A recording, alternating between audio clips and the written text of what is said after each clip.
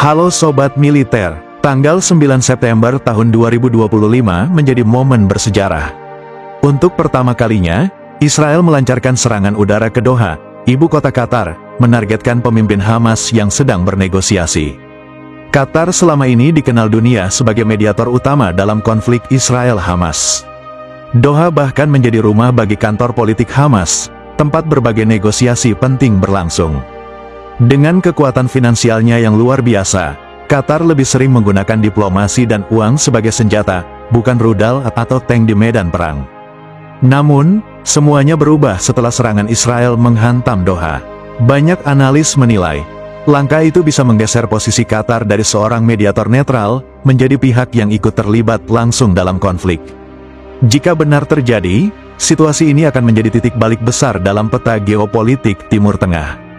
Nah Sobat Militer, sebelum kita membayangkan skenario perang terbuka, mari kita bedah dulu, seberapa kuat sebenarnya kekuatan militer Qatar.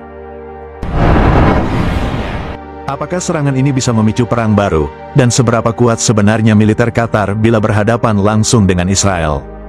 Kekuatan personel. Personel aktif kurang lebih 17.000, cadangan kurang lebih 40.000. Wajib militer sejak 2014 untuk pria, meski durasi singkat. Basis kecil, tapi dilatih dengan standar barat. Kekuatan darat, tank Leopard 2A7+, salah satu MBT tercanggih dunia, artileri, HIMAR dan Caesar, bisa meluncurkan roket jarak jauh, kendaraan tempur, Piranha, VBCI, Nexter, pertahanan udara, Patriot PAC-3 untuk cegat rudal balistik. Kekuatan udara, inilah kartu truf Qatar, 36 F-15K Ababil. Varian khusus dengan avionik mutakhir, 36 Rafale Prancis, jet multirole unggulan, 24 tipuan Inggris, untuk dominasi udara, Apache AH-64E, helikopter serang, pesawat angkut, C-17 Globemaster dan Hercules. Dengan ini, Qatar punya angkatan udara kelas dunia, bahkan setara atau lebih modern dari negara teluk lain.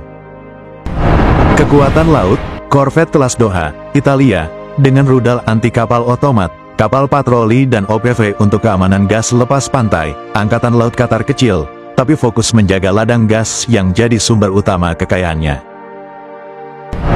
Aliansi dan dukungan asing, Pangkalan Al-Udeid, markas terbesar AS di Timur Tengah, Turki, menempatkan pasukan permanen di Qatar. Artinya, kalau konflik pecah, Qatar tidak sendirian dan Israel juga tidak sendirian, ibarat cinta segitiga.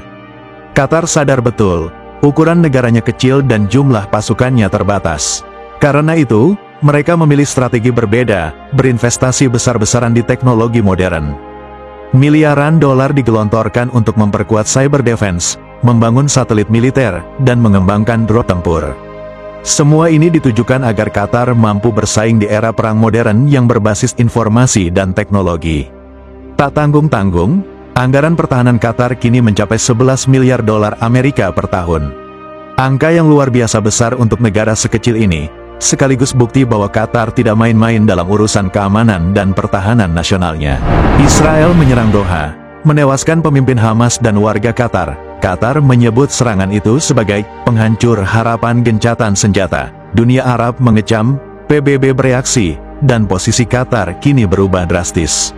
Jika serangan berlanjut, militer Qatar mungkin terpaksa turun langsung, bukan hanya lewat diplomasi. Kekuatan Qatar, alutsista modern, sekutu kuat, uang melimpah. Kelemahan Qatar, jumlah pasukan kecil, tidak punya nuklir, industri militer minim. Israel, punya tentara ratusan ribu, rudal canggih, Iron Dome, bahkan nuklir. Jadi, dalam perang langsung, Qatar jelas kalah. Tapi dengan sekutu seperti AS dan Turki, peta kekuatan bisa berubah. Ini akan memperkeruh suasana. AS harus di pihak siapa dan Turki kemungkinan di pihak Qatar. Atau semua ini skenario negara aliansi ini untuk melemahkan Hamas dan Palestina. Sobat Militer, serangan Israel ke Qatar bukan sekadar peristiwa biasa. Ini bisa jadi awal perubahan besar di Timur Tengah. Qatar punya militer kecil tapi sangat modern, ditopang aliansi kuat. Namun, apakah itu cukup untuk menghadapi Israel jika konflik terbuka pecah? Apakah ini cuma sinetron dan permainan geopolitik AS?